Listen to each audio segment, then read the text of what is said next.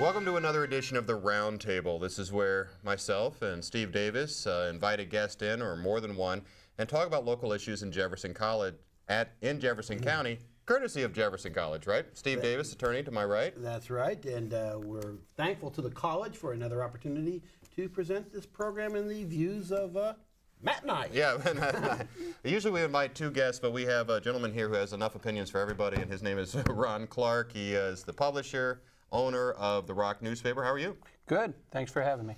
It's our pleasure. We were talking at the last time about education, and it's one thing to support education, it's another thing to support their sports program, which kind of gets away, in my mind, it kind of gets away from their central mission, Steve, which is to educate the kids. Right, and we were talking about tax issues and spending, and so, no tax issue will pass for education unless we throw out there, oh my God, the sports program will be eliminated. If we said the library's gone, the chemistry lab is gone, we don't care. But we say we're going to lose the football program, we'll pass a tax. And quite frankly, you'll have thousands of local patrons show up over a season of a football game. But I've been to, and you probably have too, Ron, school board meeting after school board meeting where it's just the media, maybe the radio station, maybe a newspaper, and the board doing their job, and not a lot of excitement there on the day-to-day stuff. Yeah, some of those meetings can be pretty taxing at the school board meeting and city council meetings, but do things that affect the child personally, and everybody shows up. Yeah, absolutely. But with talking about this, and I'm thinking, oh my God, I just heard again. Now, Hillsborough built this beautiful, and I got to tell you, it's a beautiful football facility complex in Hillsborough. Whether I would have built it, different opinion, but it is beautiful. It is great. Now I hear, Festus wants a new high school. They're going to build a new sports complex, and R7 wants it. Now I heard Windsor needs a new football facility. It does, and quite frankly, the radio station has done games there. I mean, I could make that argument, but again, it goes back to the best use of the taxpayers' funds. And there's not much money in Windsor. That's not a wealthy district. No, there's really no city there. It's unincorporated areas, including Barnhart and Kimmswick. But as I talk about, here we go, we're going to throw away our money again. I get backhanded because Windsor's got a unique program, and Ron's going to come here. Ron, they want to build a football field, and they're going to get assistance? Yeah, it's pretty exciting. This last year, we were at the field, much like Matt does with the radio station, and when you watch the field, it gets pretty worn out through the course of the year. In fact, from the 20 to the 20, there's virtually no grass there now. And one of the things that obviously the Rock newspaper and many of the people in town are concerned about is the safety of the kids. And so what we want to try to do as a community and as some of the business leaders in town is to help fund a nice facility where the kids can be safer and it can be good for the economy. How is that funding? Because you're talking about thousands of dollars. How's that going to come? We're going to be talking tens of thousands, if not 100 plus thousands. Well, yeah. Basically, what this ends up is the field. If we get one similar to what Hillsborough or better yet Farmington built, it's about $575,000 or a little more. And big number. It's a big number. But you got to understand is that the school districts are already spending money to take care of their fields. In the case of Windsor, they're spending about $25,000 and have no grass on the field. And if you're truly putting the safety and the future of these kids first, that's obviously something that most of us wouldn't want for our own children. So the schools that have grass on their field and that are well maintained are spending in the neighborhood of about $40,000, or about $500,000 over the course of 12 years, which is what a turf field would last. But now, Windsor, so you came up with the idea, and it's not just you, there's a committee you formed to create this field, to finance, pay for it. But you're doing something different. You're not asking the school to write the check for the whole program. No, we're not. What we've done, Tim McCraw, he's a school board member there, and Steve Meinberg and some others, Gene Freebus and Sue Freebus, and both our state representative, Tim Meadows, and Jeff Florida, are joining in with me, Troy Cardonia. What we're doing is we're going to ask people for funds to help build this turf field, and with the idea that it's going to, one, first and foremost, be safer for the kids.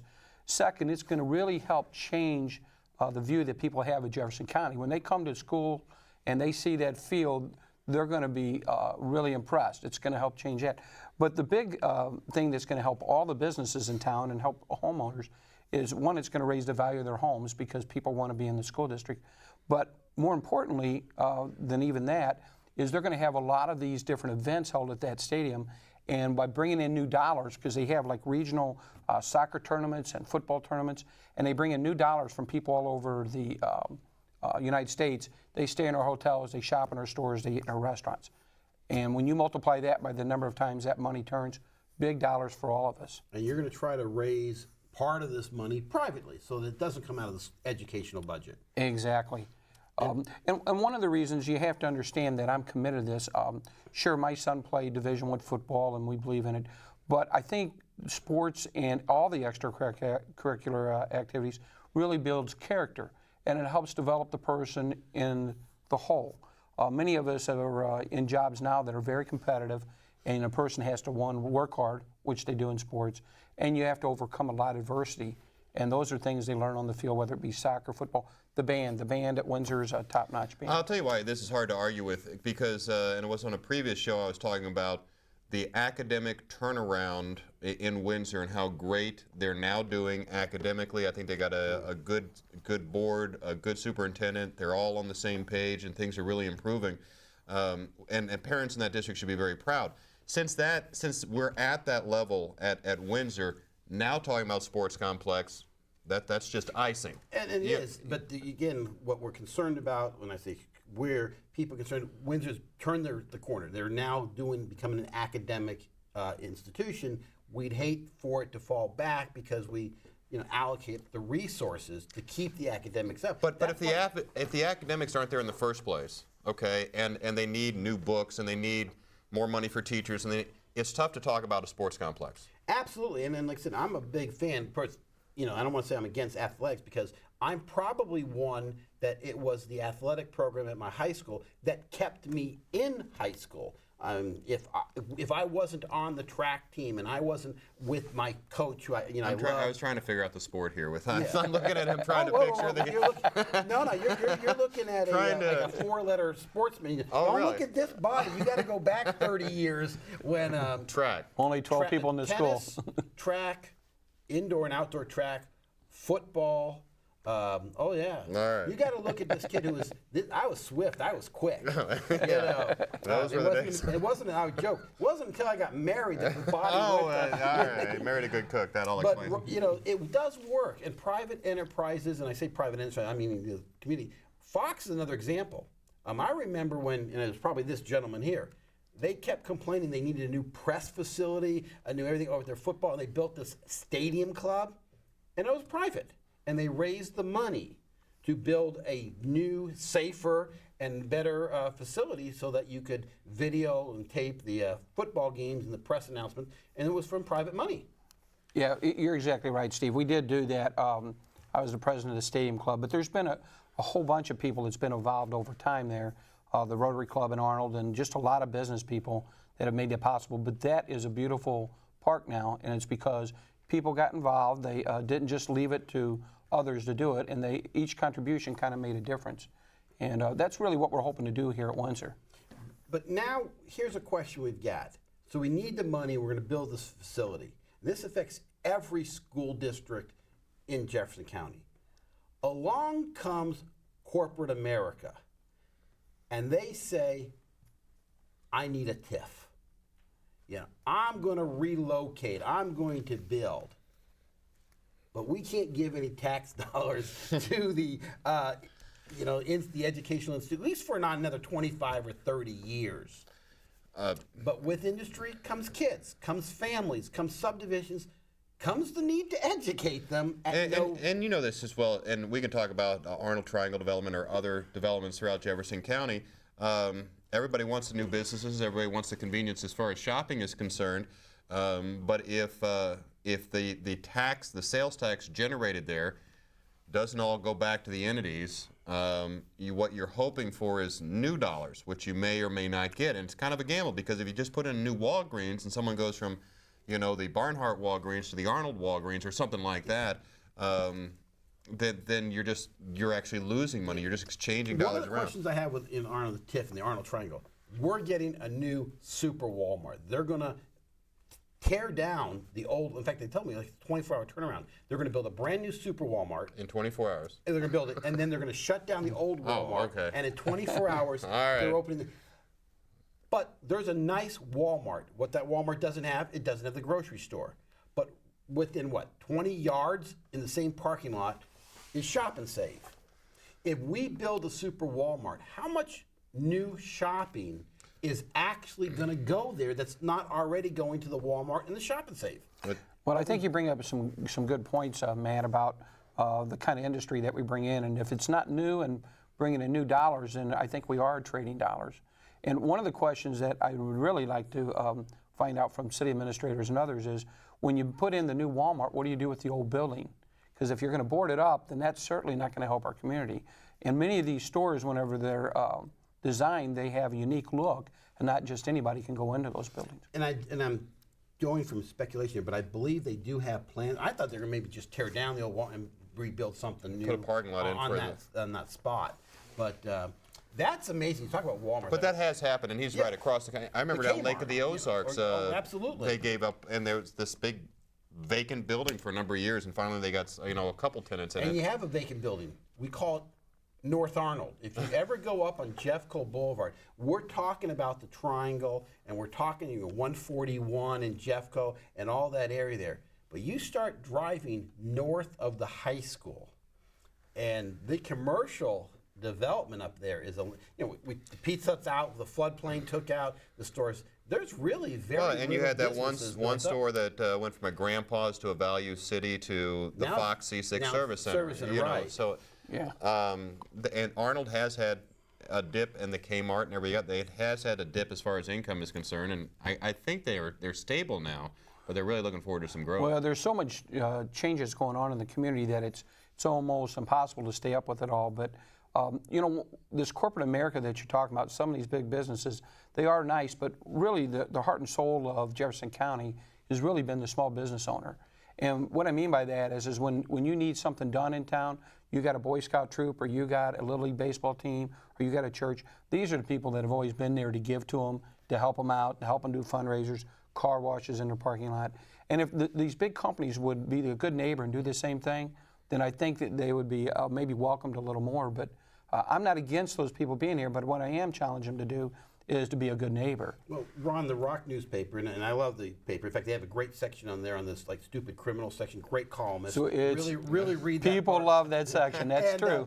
He keeps looking for his own name in there. But most of your advertisers, I look in there, are the local business people. They're the small business person, the local business. I'm not seeing the ads from the Walmart or the Home Depots in your paper. Right. How is the economy, the business? It's the holiday season. Because I noticed, Festus just announced the pet store. Been there, 20 some odd years? Pet stock. Going out, shutting their doors.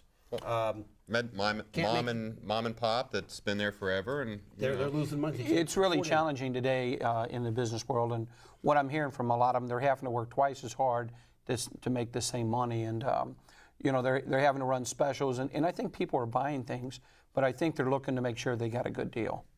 But I'm sure you run into the same problem at the Rock that we do at the radio station. We're not getting the advertisers from the box stores because they have some media consultant in Chicago or something saying, hey, if I buy this radio station or this regional TV station, I'm covered. We don't need to deal with the little Rock or the little radio station or whatever.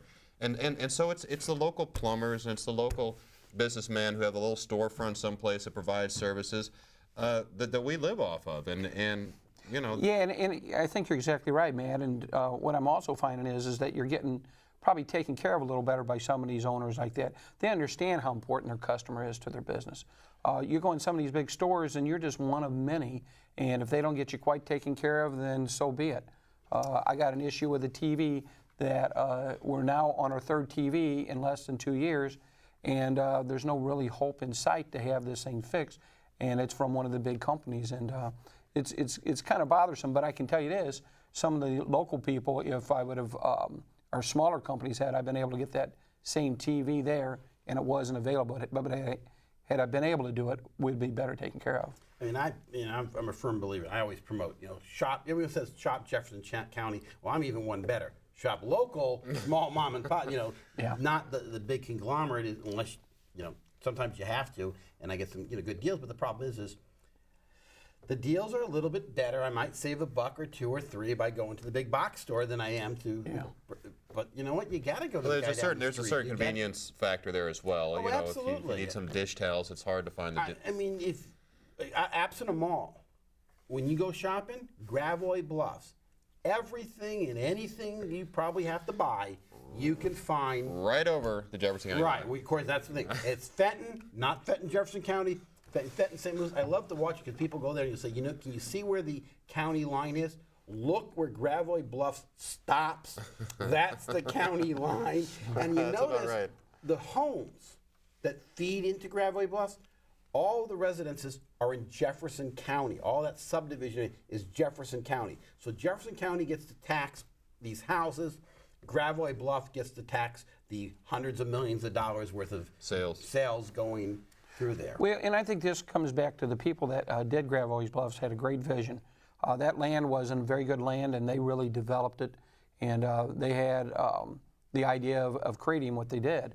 And this is kind of getting back to the thing we're wanting to do with Windsor, honest too, is build something. Gravois Bluffs are tens of millions of dollars in TIF money and special taxing districts to go into Gravois Bluffs. I mean, the developers had the vision, and they sold it to the county and says, if you give me the money, I will build And they it. literally had a bluff to develop. I mean, Right. They moved a lot of rock. I think the big challenge or the big thing that bothers most of the small business owners is they're saying, we've been here for many, many years, we built this community, and we've never gotten those same kind of breaks. And now we're here who have built this community, now trying to compete with people that have an unfair advantage. Well, I'll give you great examples told to me. Go down 21, and most people know the little gas station, the Pink Elephant. That's the greatest directions. Oh, yep, we're 1 mile past the Pink Elephant. Turn it to Pink Elephant, to Pink Elephant. Right across the street from the Pink Elephant and his gas station, they built a brand new, QT, Quick Trip. Except Quick Trip got tax breaks to build it, and there's a special taxing district. It actually costs more to purchase something on that side of the street as it does on the Pink Elephant. And a businessman came to me and said, my tax dollars just went to put me out of business. Yeah. Because they just paid for a competitor. It'd be one thing if we said we need this industry and we don't have this industry. But to have a competitor, a new modern versus the old. And if you go to any fundraisers, whether they be for Pony Bird or, some type of Relay for Life or some type of auction, and you look through the list of people who contribute, the golden sponsors or platinum sponsors, they're all local businesses. You might see Express-Mart in there, but you never see Quick Trip in there. And the only time you ever see, I really believe, see these big businesses is when a officer or local employee of that company happens to be personally involved with that charity. They go up to their boss. By the way, if there's anyone listening, St. Pius X High School needs a new gym floor, and we're looking for corporate sponsorships to help build a new basketball facility. I love the idea, Steve. It's original. And Windsor, naming rights, we would sell the Windsor football field naming rights. I think Steve Davis is the first candidate for that deal. We need to take a quick break. We'll be back with more of the Roundtable after this, right here on JCTV.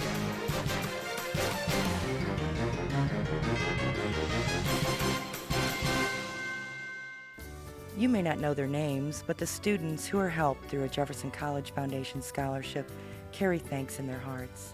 It's for the kindness that our contributors have shown. Make a difference in their tomorrows. Education, the great equalizer. It doesn't just mean you get more knowledge, it means you improve your quality of life. Give to the Jefferson College Foundation today. Great education. Friendly atmosphere. Beautiful campus. the convenience and the affordability. My experience at Jefferson College has been wonderful. I find the quality of education here at Jefferson College to be one of a kind. My experience at Jefferson College has been a major plus in my life and one of the best decisions I've made. Jefferson College would be the place that I would recommend the most. I'm Katie Williams. I'm Kevin Higginbotham. I'm Ann Martinson. I'm Tony Markovich, and I'm proud I chose to attend Jefferson College.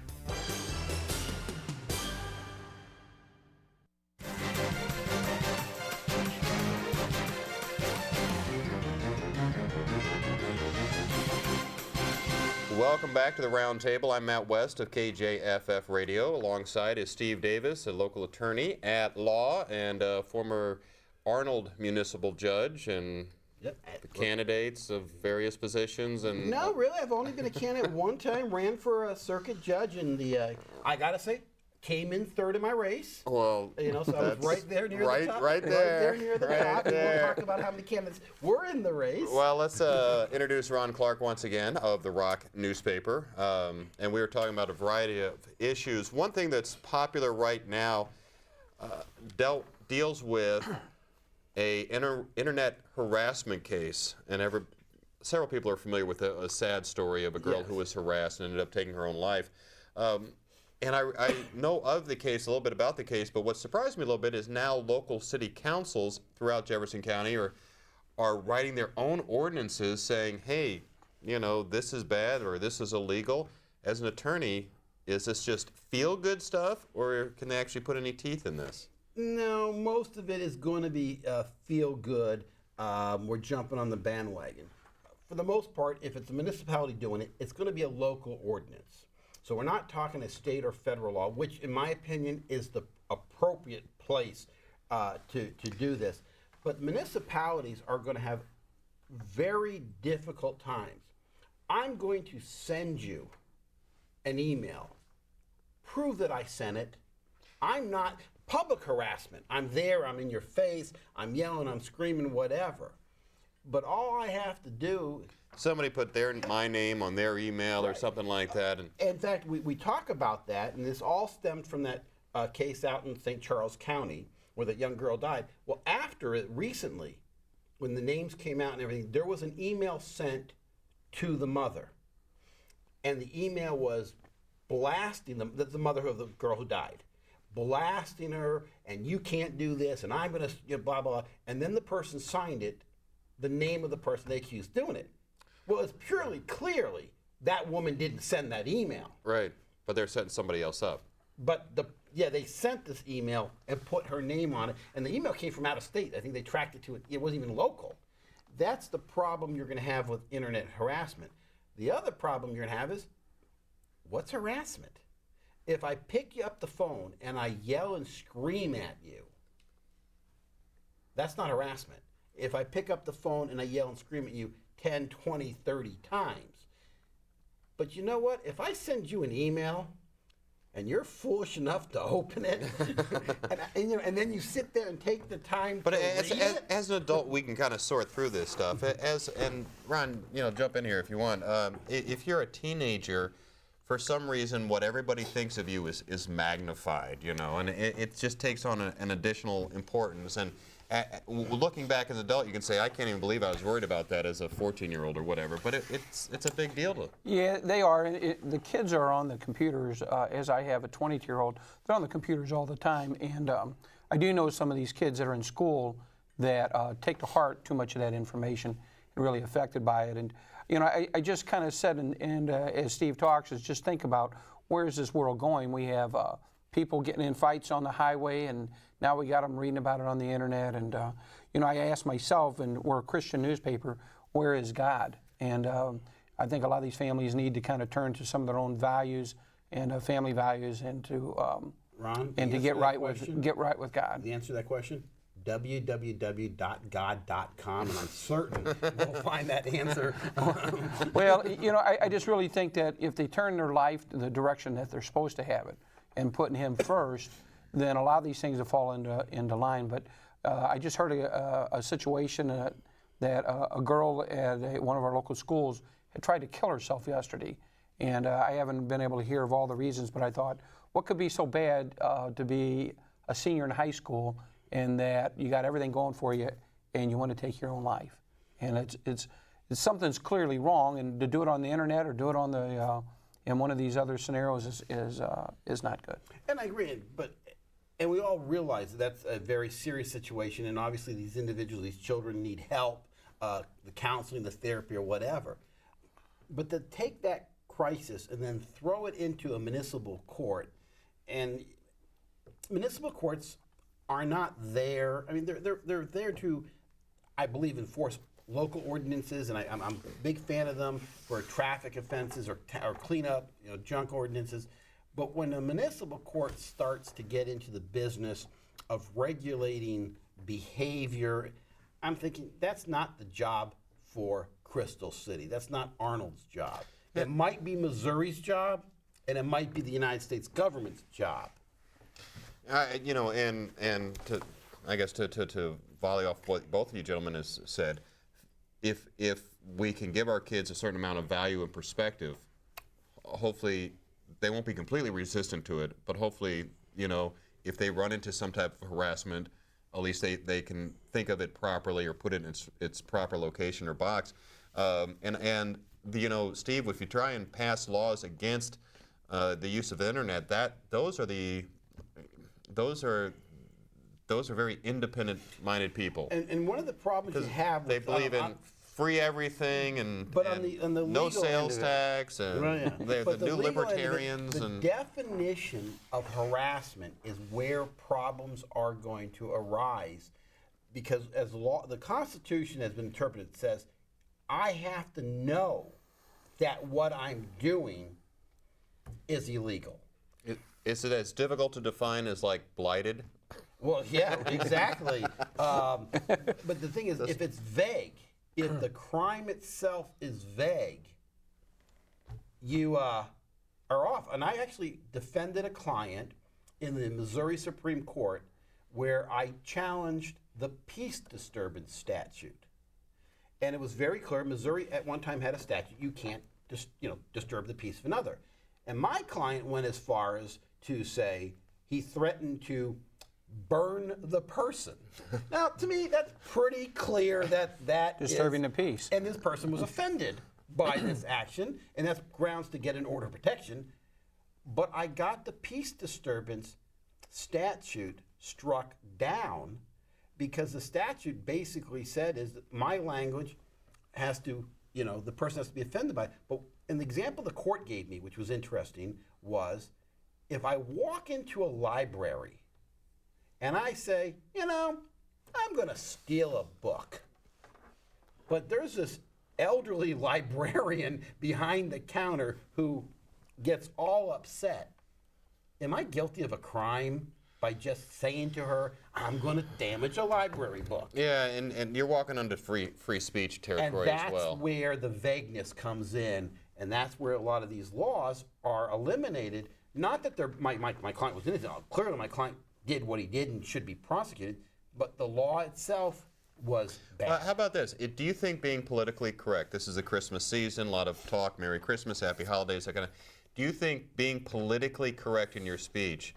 is an infringement upon your free speech? Well, you never have to be politically correct.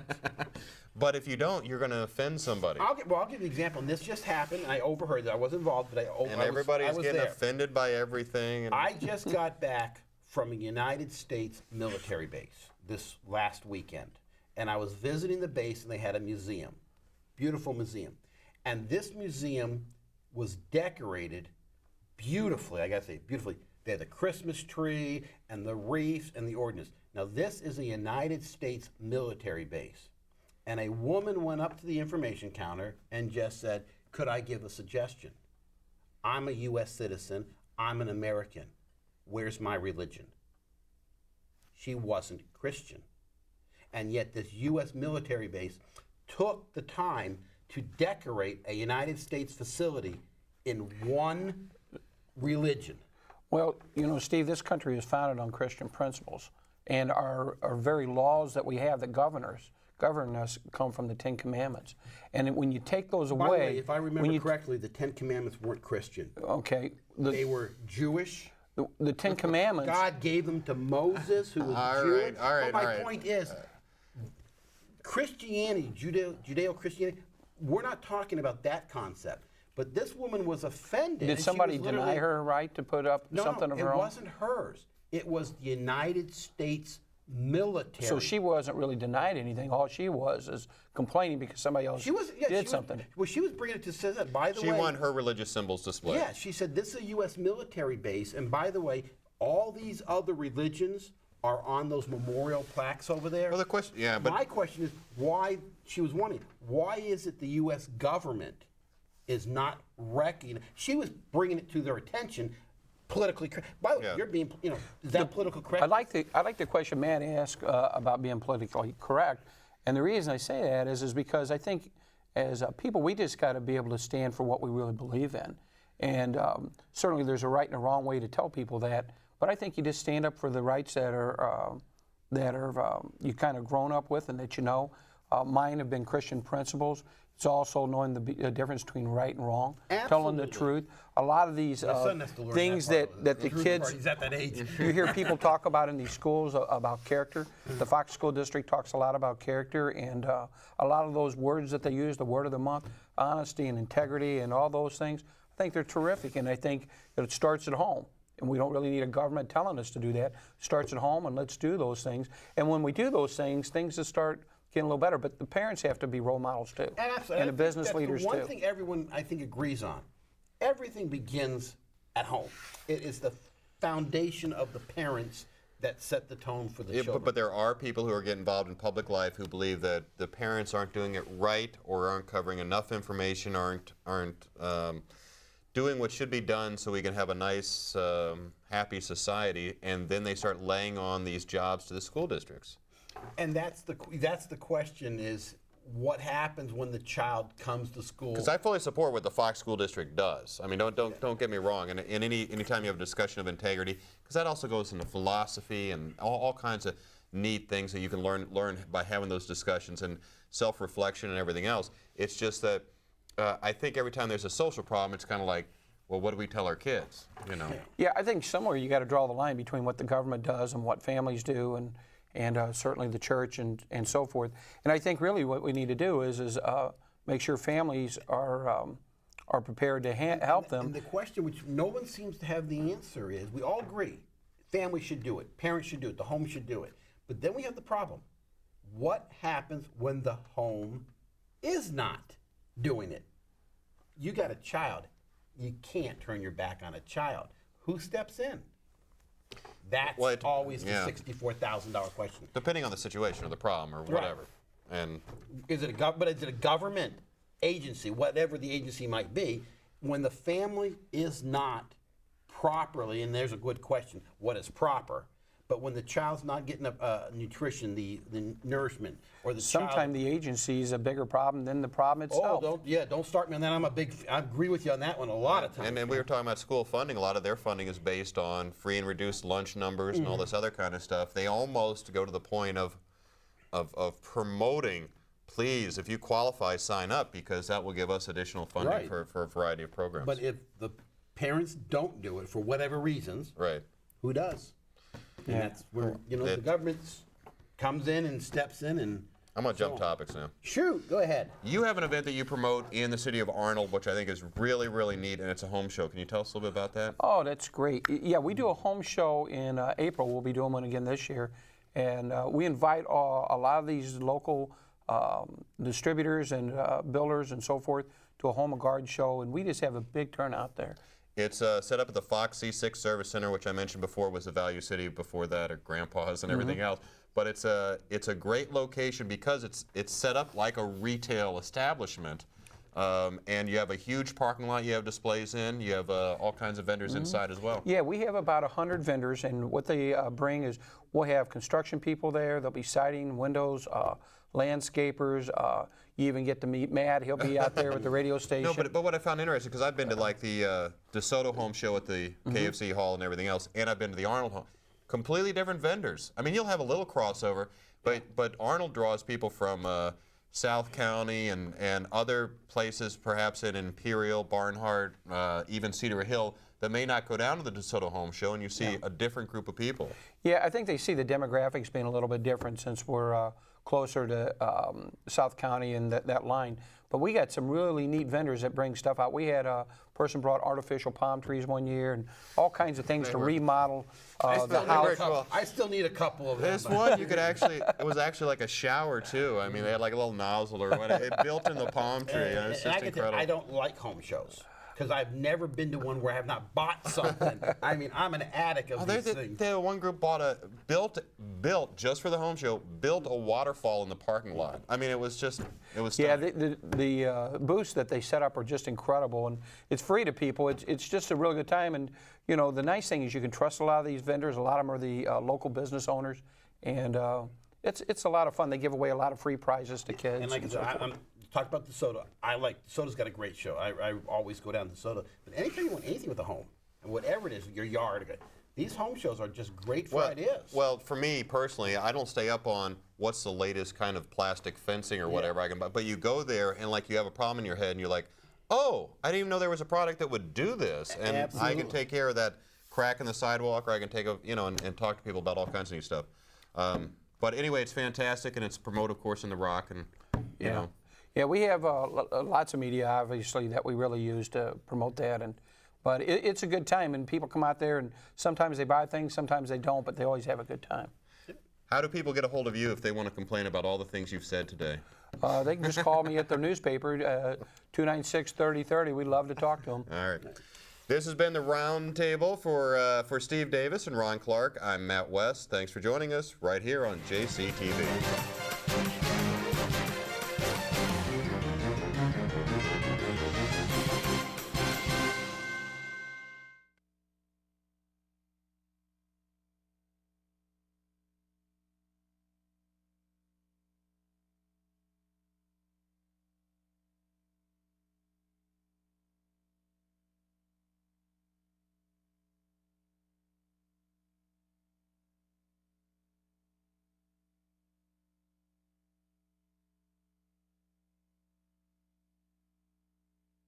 You figure out